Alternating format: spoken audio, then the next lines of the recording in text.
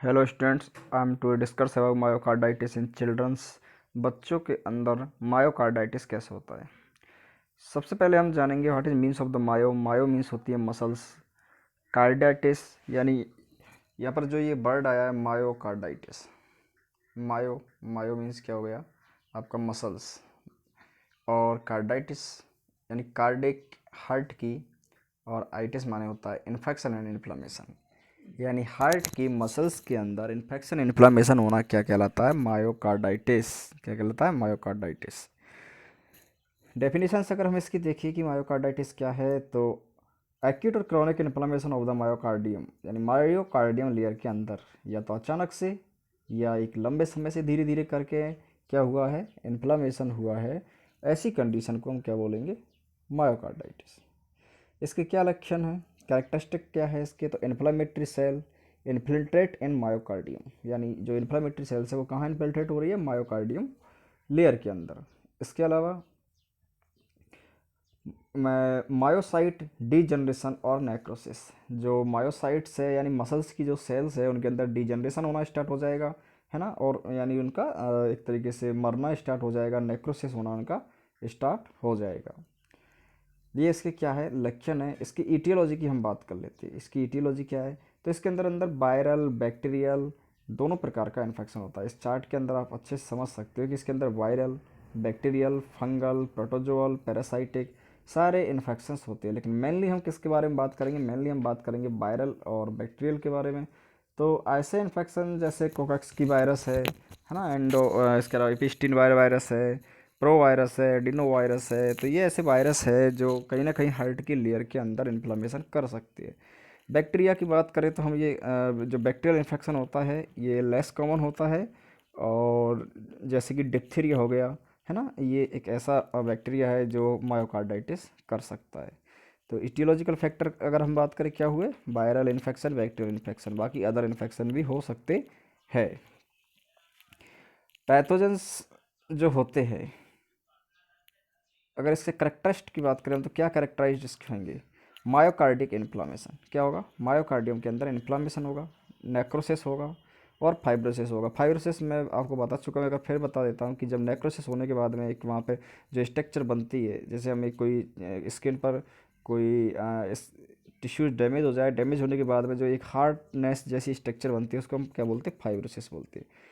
Cardiomegaly होने लगेगी, यानी हार्ट की जो साइज है उसके अंदर चेंजमेंट आने लगेगा, बड़ी होने लगेगी। सिस्टोलिक साउंड डिमेंस होने लगेगा, यानी जो एक फोर्स ऑफ कॉन्ट्रैक्शन था वो कम होने लगेगा। क्यों कम होने लगेगा, कि जो ये हार्ट की जो मसल्स है जो ये कॉन्ट्रैक्शन कर रही थी, ये इनके अंदर क्या हो गया, इन्फ्लामेशन हो गया है ना। तो इनके अंदर जब इन्फ्लामेशन हो जाएगा तो ये क्या होगा, ये सही से कॉन्ट्रैक्शन नहीं कर पाएंगी, और जो सिस्टोलिक फोर्स ऑफ कॉन्ट्रैक्शन है वो क्या हो जाएगा, कम हो जाएगा।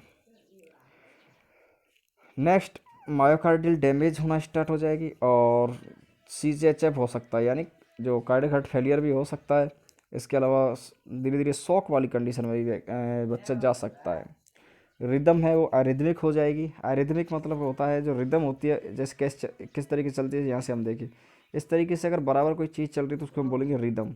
अरिदमिक कब बोलेंगे, जब ये इस तरीके से चलने लगेगी, तो इसको हम क्या बोल देंगे, अरिदमिक। ठीक है, तो ये पैथोजेनेसिस इस तरीके के करेक्टरिस्टिक वहाँ पर शो करेगा हार्ट के अंदर। वायरल जो इन्फेक्शन होगा वो 3 फेजेज में होता है। सबसे पहले जाएगा रिप्लिकेशन करेगा, है ना, एक्यूट फेज के अंदर जाके, यानी एक वायरस जाएगा जाके अपनी स्ट्रक्चर को बढ़ाएगा, है ना, कॉलोनी बनाएगा और अपनी स्ट्रक्चर्स को बढ़ाएगा। इसके अलावा उसके स्ट्रक्चर्स ने उसका जो अपने एक्यूट फेज है उसके अंदर बहुत सारे एक वायरस से बहुत सारे वायरस वहाँ पर हो जाएंगे। उसके अलावा एटो इम्यून इंजरी फेज हो सकती है, यानी जो हार्ट के अंदर एटो इम्यून यानी अपने ही इम्यूनिटी की वजह से वहाँ पर इंजरी हुई, और इंजरी की वजह से वहाँ पे क्या हुआ, जो मायोकार्डियम है उसके अंदर इन्फ्लामेशन हुआ। इसके अलावा नेक्स्ट क्या होगा, डायलेशन होगा, कार्डियोमायोपैथी होने लगेगी, कार्डियोमायोपैथी होने लगेगी, और क्या होने लगेगा, डायलेशन होने लगेगा। यानी मायोपैथी एक डिजीज कंडीशन होती है, क्या होती है, डिजीज कंडीशन। पैथी माने होता है डिजीज कंडीशन, मायो माने मसल्स की, कार्डियक यानी कार्डियक, यानी कार्डियक हार्ट के, यानी ये कार्डियक की जो मसल्स है उनके अंदर एक डिजीज का हो जाना क्या कहलाता है, कार्डिक मायोपैथी, है ना। तो डायलेटेड होने लगेगा हार्ट का जो मसल्स है वो, और धीरे धीरे क्रॉनिक फेज भी यहाँ पे आ सकती है।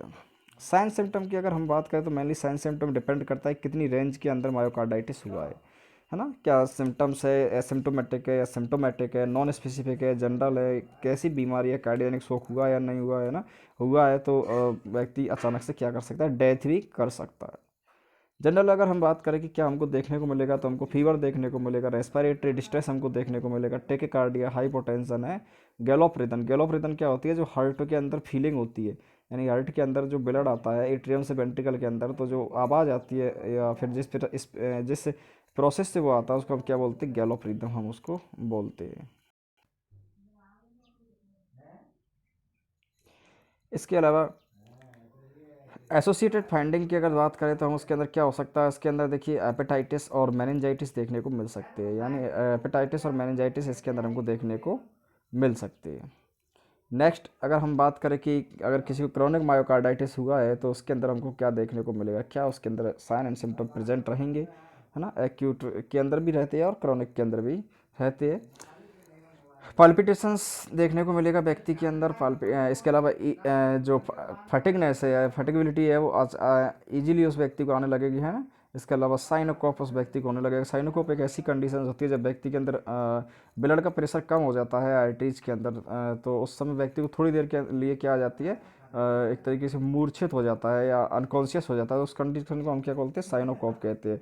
चेस्ट डिस्कम्फर्ट उसका होने लगेगा, क्या होने लगेगा, चेस्ट डिस्कम्फर्ट उस व्यक्ति का होने लगेगा। नेक्स्ट और क्या फाइंडिंग हमको, गैलोप रिदम हमको देखने को मिलेगी। कौन सी रिदम, गैलोप रिदम, जो ये आपको बताया था हार्ट के अंदर जो फीलिंग होती है उस समय जो रिदम बनती है। इसके अलावा एपिकल सिस्टोलिक मर्मर हमको सुनने को मिलेगा। मिट्रल इंसफिशियंटी, जो मिट्रल बल्ब है उनके अंदर भी इंसफिशियंटी होने लगेगी, यानी उनके अंदर जिस प्रकार से एट्रियम टू वेंट्रिकल ब्लड जाता है वो नहीं जाएगा। पेशेंट के अंदर और भी कई एसोसिएटेड जैसी पेरिकार्डियल डिजीज हो जाएगी, है ना। इसके अलावा हेप्टिक इन्लार्जमेंट है, लीवर का बड़ा हो जाना, पेरिफेरल एडिमा, नीचे पैरों के जो हमारा एरिया होता है, लोअर पार्ट होता है, वहाँ पर क्या होने लगेगा, एडिमा होने लग सकता है। पल्मोनरी फाइंडिंग हमको यानी लंग्सों के अंदर भी परेशानी होने लग सकती है, जैसे बीजिंग साउंड का होना, है ना। इस प्रकार कंजेस्टिव हार्ट फेलियर हमको हो सकता है। इस प्रकार के एसोसिएट सिम्टम्स भी हमको देखने को मिल।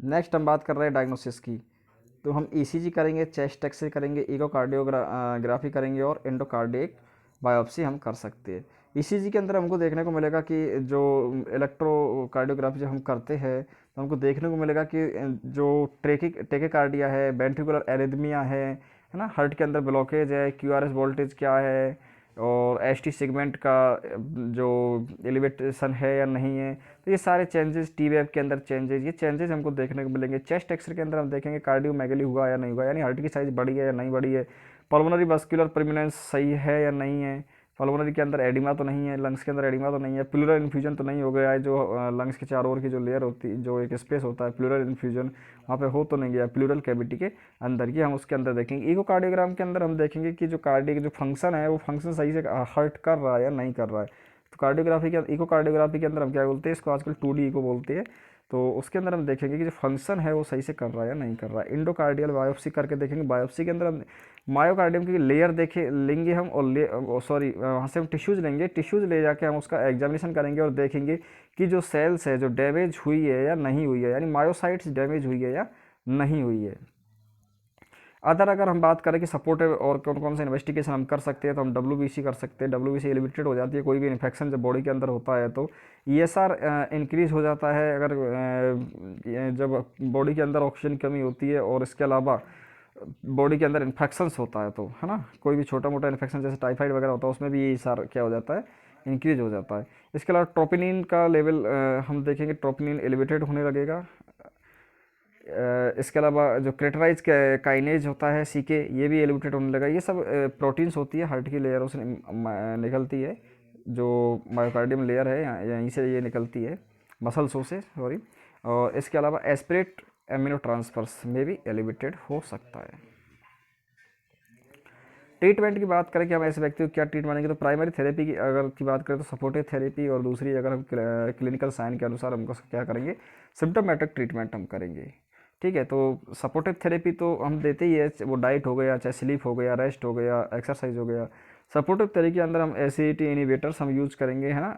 एग्नोस्टिक रिसेप्टर ब्लॉकेज जो एजेंट होते हैं उनको हम क्या करेंगे, व्यक्ति को देते हैं, डायरेटिक्स देते हैं, और इसके अलावा बीटा ब्लॉकर हम व्यक्ति को देते हैं, उसकी रिदम वगैरह उसको सही करने के लिए, उससे आसान यानी सिम्टोमेटिक ट्रीटमेंट हम उस व्यक्ति को देंगे।